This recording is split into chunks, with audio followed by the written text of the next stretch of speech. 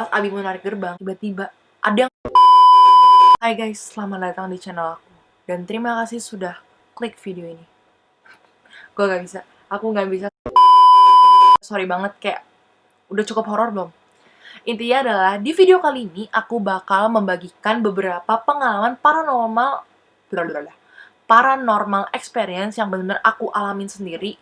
Gak ada aku kurangin, gak ada yang aku lebih-lebihin, bener-bener ini merupakan pengalaman asli yang aku mau bagiin aja gitu ke kalian, kayak bener-bener aku alamin sendiri. Dan di video kali ini juga, aku bakal menceritakan aku bakal menceritakan salah satu pengalaman paranormal experience dari teman SMA aku, yang dia udah VN ke aku, dan VN-nya itu aku belum dengerin sama sekali, jadi di video kali ini bener-bener istimewa banget ya, spesial banget. Kita bakal dengerin VN dia secara bersama-sama. Kita bakal dengarkan seberapa hororkah paranormal experience yang dialami, dan kenapa dia bisa tiba ngirimin aku VN. Jadi beberapa hari belakangan ini, kalau nggak salah 5 hari yang lalu deh, itu aku sempat bikin Instagram story yang isinya itu kayak bagi teman-teman aku atau bagi follower-follower aku di Instagram yang baca Instagram story itu, tulisannya itu adalah kayak, kalian boleh berbagi cerita-cerita paranormal experience yang kalian alami, tolong DM aku. Kalau yang ada ya, tolong DM aku, atau ya line aku, WhatsApp aku gitu juga boleh. Nah, beberapa orang ada yang mengirimkan aku cerita-cerita mereka, dan dari semua cerita itu, di video kali ini aku cuma bakal ceritain salah satu cerita dulu, yaitu cerita pengalaman paranormal experience dari teman SMA aku ini. Namanya Melisa. Kayak daripada aku bacot banget, aku terlalu bertele-tele, kan udah kayak penasaran banget gak sih gimana ceritaku? Dari judul udah serem banget kan apa yang aku alamin, dan bagaimana cerita dari Melisa ini. Kalian udah siap? Kita mulai. Oke, di cerita yang pertama, ini cerita aku dulu, yaitu paranormal experience yang bener-bener aku alamin sendiri pas aku masih SMA, yaitu aku SMA itu di salah satu SMA negeri yang ada di Jakarta. Oke, aku nggak bakal sebutin, tapi bagi yang tahu ya udah, pokoknya adalah aku bersekolah di salah satu SMA negeri yang ada di Jakarta. Cukup terkenal. Oke, jadi cerita tuh kayak gini. Aku itu pas SMA, aku tuh aktif banget OSIS dari kelas 1 sampai aku kelas 3. Jadi pas aku kelas 1 SMA, jujur aku lupa ya, ini antara kelas 1 SMA atau kelas 2 SMA, aku lupa. Intinya di antara itulah ya. Aku itu mengikuti salah satu program OSIS, yaitu studi banding. Jadi bagi kalian yang belum tahu studi banding itu apa, studi banding itu adalah OSIS sekolah kalian akan pergi ke sekolah lain untuk kayak ya studi banding. Studi banding tuh ngapain ya? Kayak berbagi pengalaman, bertukar pengalaman gitu, bertukar ilmu, bertukar informasi gitu. Pokoknya saling studi gitu loh, melakukan studi gitu. Apa yang bisa diambil positifnya, kayak gitu-gitu lah intinya. Dan untuk kesempatan kali itu, OSIS sekolah aku itu berkesempatan untuk mendatangi sekolah-sekolah SMA yang ada di Yogyakarta dan sekitarnya. So, waktu itu aku berangkat sama teman-teman OSIS aku semuanya ke Jogja lah. Kita naik kereta. Perjalanannya kan sekitar 7-8 jam. Nah, sesamanya kita di Yogyakarta, pastilah ya, kita tuh udah berkubu-kubu. Bukan berkubu sih, maksudnya kita semua deket. Cuma pasti ada yang kayak, dia temen aku, pasti ada yang lebih deket lah gitu kan. Aku tuh selalu deket banget sama yang namanya Abi. Aku sama Abi ini selalu berduaan kemanapun, kayak kita duduk juga bareng, kayak gitu-gitu kan, di kereta, di bus gitu. Nah, pas waktu itu, sesampainya kita di stasiun Tugu, Yogyakarta, kita langsung ke Wisma untuk taruh barang. Nah, Wisma aku itu tuh deket banget sama Jalan Malioboro, dan ini nih aku gambarin. Nah, deket banget kan? Kurang lebih tuh memang Wisma aku itu, kalau kalian mau ke Malioboro tuh deket banget, bener-bener kayak, ya deket banget enggak sih, cuma maksudnya ya lumayan deket lah ya, bisa jalan kaki gitu, nggak begitu jauh.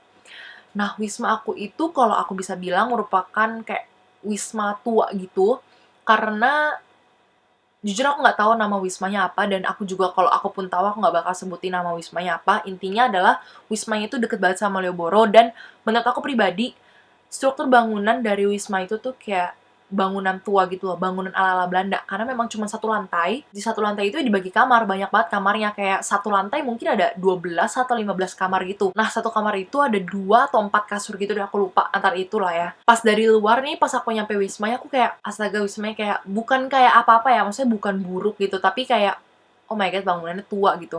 Dan wisma aku itu punya halaman yang cukup luas, karena juga banyak banget pohon-pohon di depannya yang kayak kalau kayak malam-malam tuh banyak banget suara daun-daun gitu yang ketimpa angin gitu kan. Nah, habis itu, ya udah nih kita taruh koper, habis itu kita pergi ke studi banding. Pulang dari studi banding itu sekitar jam 5-an. Habis itu kita diizinin sama guru pembimbing buat jalan-jalan gitu, dikasih free time. Tapi maksimal jam balik itu adalah jam 12 malam. Jam 12 malam. lama lah ya. Ya udah nih, aku sama Abi abis berangkat siap-siap mau ke Malioboro, kita berangkat. Nah, kita itu pas pergi itu kita berempat, yaitu aku, Abi, dan dua temen aku yang lain. Kita berempat ini pergilah ke Malioboro. Kita jalan-jalan di Malioboro itu sampai sekitar jam 10-an gitu. Jam 10-an, dan aku sama Abi memutuskan untuk balik ke Wisma. Kenapa cuma aku sama Abi? Karena dua temen aku yang lain ini masih pengen makan gitu. Jadi, kayak aku sama Abi udah capek, jadi aku balik duluan sama Abi berdua. Dan kurang lebih aku nyampe di sini, di titik ini yang aku titikin, itu di jam setengah 11-an lewat gitu. Karena kan tadi kita dari Malioboro jalan kaki dulu kan.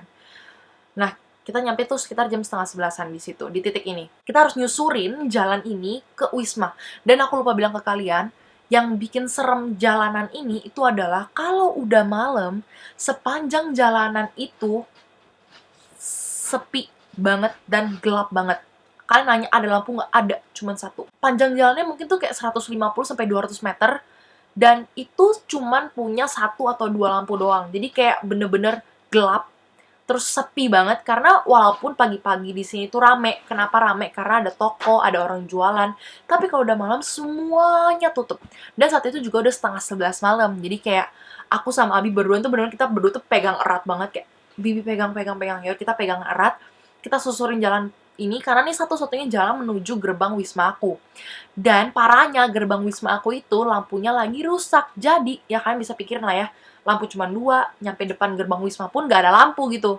Dan gerbang Wisma aku tuh lah gerbangnya yang ditarik gitu loh. Dan bunyinya itu karena udah lama gitu, jadi besi kan, jadi bunyi tuh kayak krek gitu. Oke, jadi cerita horornya bukan di situ. Cerita horornya ada ini. Jadi aku sama Abi mulai menyusuri jalan panjang ini untuk nyampe ke depan gerbang Wisma. Aku sama Abi jalan nih, kita sambil ngobrol-ngobrol, bercanda-bercanda humoris gitu bahkan, untuk kayak ngilangin suasana horor gitu kan. Dan aku tuh sebenarnya udah punya rasa yang nggak enak gitu. Oh ya, aku tuh nggak bisa ngeliat gituan. Aku bisa ngeliat yang kayak cuma sekelibat-sekelibat gitu, tapi aku nggak bisa bener lihat kayak bentuknya gitu. Tapi aku mungkin menurut aku sih aku lebih peka untuk merasakan gitu. Jadi aku saat itu merasakan bahwa emang hawanya tuh nggak enak banget. Dan di situ sebenarnya dingin, tapi hawanya itu dinginnya beda gitu loh. Bukannya dingin kayak dingin yang enak gitu, tapi dingin yang beda gitu. Dan aku ada ngerasain hawa yang rada aneh gitu. Nah, kalau kalian lihat di peta yang aku bikin ini, jadi aku itu jalan di sisi yang dimana itu merupakan tembok rumah orang. Dan tembok rumah orang yang aku jalan ini itu sepanjang tembok ini itu ditanamin sama pohon-pohon. Ngerti gak sih? Jadi kayak, kan ngerti gak sih kayak aku jalan di sisi yang dimana ini merupakan tembok rumah orang yang isinya pohon, sedangkan Abi itu jalan di sisi sini dimana yang ini tuh toko-toko gitu. Aku tuh jalan di sini yang ada yang tembok rumah orang itu. Ya udah nih jalan. Karena aku lebih deket sama pohon, jadi kayak mata aku tuh nggak bisa dari awal perjalanan menyusuri jalan panjang itu, aku kayak nggak bisa berhenti ngeliatin pohon gitu kayak. Tapi aku berusaha untuk nggak ngeliat gitu, karena kayak terus ada yang narik gitu loh, perasaan aku kayak, aduh kayaknya ada apa gitu di situ, aku pengen lihat, cuman nggak ada apa-apa. Nah, jadi pas aku sempat takut, nggak sebenarnya nggak takut, cuman kayak merinding gitu. Nah, jadi pas aku lagi menyusuri jalan ini sama si Abi berdua, kita bener-bener udah di depan gerbang, tinggal narik gerbangnya. Tiba-tiba yang aku benerin, maksud itu adalah, jadi ini tuh tembok Wisma aku yang berbatasan lurus sama tembok rumah orang yang ada pohonnya itu. Jadi kayak gini, itu Wisma aku, ini tuh tembok rumah orang. Dan of course, di siku-siku ini itu nggak ada apa-apa, nggak ada jalan kecil sama sekali, nggak ada jalan apapun. Dan waktu itu malam ya, pas si Abi mau narik gerbang, aku tuh masih pegangan sama Abi ya, pas Abi mau narik gerbang, tiba-tiba ada yang loncat ke arah aku dari kiri. Kan kalau ada orang loncat kan pasti kayak gimana? Pasti kayak gini dong. Aku bener-bener langsung pas itu orang loncat, aku langsung kayak, gitu. Aku bener-bener teriak kenceng banget sampai Abi tuh kaget. Karena Abi tuh posisinya nggak ngeliat, karena dia tuh kayak lebih maju dikit untuk tarik gitu pintunya kan. Aku langsung teriak dong. Terus, kan aku bilang jalannya itu lumayan panjang. Pas aku kayak nggak berapa lama aku teriak, aku tuh langsung madep belakang. Dan nggak ada siapapun. Nggak ada siapapun. Nggak mungkin, nggak make sense, nggak masuk logika aku kalau ada orang yang baru dari titik gerbang aku, ya kurang lebih dari titik gerbang aku itu, habis loncat ke arah aku, tiba-tiba bisa lari secepat itu dan menghilang. Kayak nggak mungkin, karena beneran nggak mungkin gitu loh guys, kayak Bener-bener pas itu orang selesai loncat, aku teriak, aku langsung madep belakang, kayak aku pengen lihat siapa sih gitu kan, kayak ini anak kecil iseng banget. Soalnya dia itu tuh, sebenarnya bukan anak kecil sih, dia tingginya itu kurang lebih di bawah aku dikit, dan dia itu hitam semua, karena waktu itu aku mikir ya kan gelap, jadi orang nggak bakal kelihatan hitam semua, tapi bener-bener dia tuh loncat ke arah aku, bener-bener udah mau kena, jadi aku tuh kayak teriak gitu kan, bener aku langsung madep belakang, dan gak ada orang. Dan aku nanya Abi, Bi, lu lihat nggak tadi ada orang? Terus Abi dia ngejawab santainya kayak, gak ada orang, gue liat dari tadi, gue aja kaget gara-gara lu kaget, lo teriak-teriak, lu ngapain sih? Sumpah ada yang loncat, dia bilang gak ada, gitu kan. Ya udah nih, gue kayak nggak mau nakutin dia, akhirnya gue masuk. Udah gue masuk, terus gue mikirin di kamar, mungkin tadi ada gang kali ya, ada beneran orang loncat. Jadi kayak aku tuh berusaha untuk berpikir positif, jadi orang itu bukan loncat yang kayak dari tembok gitu, tapi memang di situ ada gang dan dia sengaja buat kagetin aku aja gitu. Dan besok paginya pas mau pergi ke sekolah lain lagi, pasti kan keluar lewat gerbang itu. Pas keluar itu, aku mastiin lagi, kayak sekali lagi aku pengen lihat itu bener-bener posisinya tuh kayak gimana.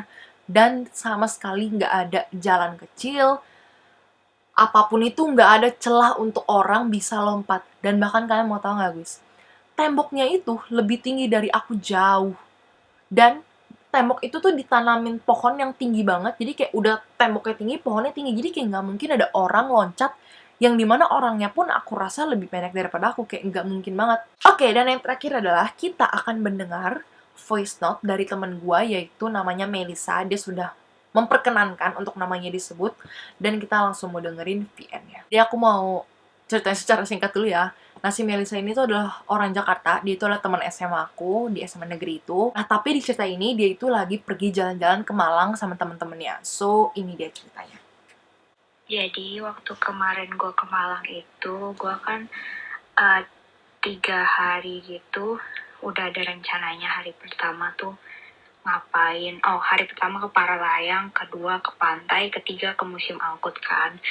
Nah, ini tuh pas hari kedua, pas kita mau ke pantai, sebenarnya kita mau ke pantainya tuh sebelum sunset gitu, jadi jam 3 jam 4, cuman karena kita ngaret, terus persiapannya lama gitu, jadi tuh baru berangkat jam 3 dari Ya, kota Malangnya.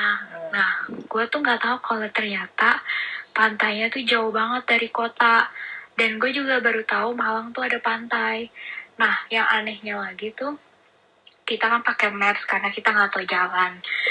Itu diarahin sama mapsnya tuh ke jalan yang bener-bener parah deh, Tin. Kayak bener-bener jalan-jalan orang desa yang cuman ada 2 jalur, satu buat naik, satu buat turun gitu loh. Jadi 2 arah gitu, dan jalannya berkelok-kelok. Jadi bisa kebayang. Pokoknya bener-bener sempit, terus banyak kelokannya, terus banyak tanjakannya. Jadi kayak pantainya tuh naik, aneh banget. Jadi kayak mau ke gunung gitu jatuhnya. Terus habis itu tuh bener-bener di jalan itu nggak ada lampu sama sekali. Pokoknya sepi banget. Terus kayak warga desa tuh bisa dihitung pakai jari gitu loh. Nah, pas nyampe sana, dan itu perjalanan tuh hampir 2 jam setengah, hampir 3 jam. Akhirnya pas udah sampai sana, udah telat dong, udah sunsetnya udah turun. Maksudnya udah gak bisa lihat sunset lagi.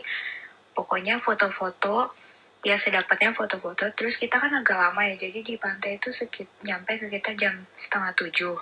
Nah, kita tuh pulang sekitar jam 7-an gitu deh, 7 lewat gitu, 30 menit kita foto-foto kan.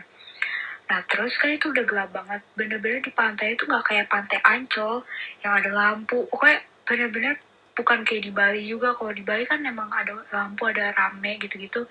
Ini bener-bener gak ada lampu, samsek, kayak parah banget. Gelap dan lu gak bisa lihat airnya gitu, kayak ngerti gak sih? Kalau lu gak hati-hati lu bisa kecemplung gitu. Pokoknya pas udah mulai pasang kita balikan. Nah, terus teman-teman gue beberapa ada yang ke toilet dulu, terus kita nungguin karena ada satu temen gue tuh yang bisa lihat something gitu loh, kayak di indigo gitu kan. Nah, terus tunggu bentar, gue napas dulu. Oke, napas dulu dia. Terus juga napas.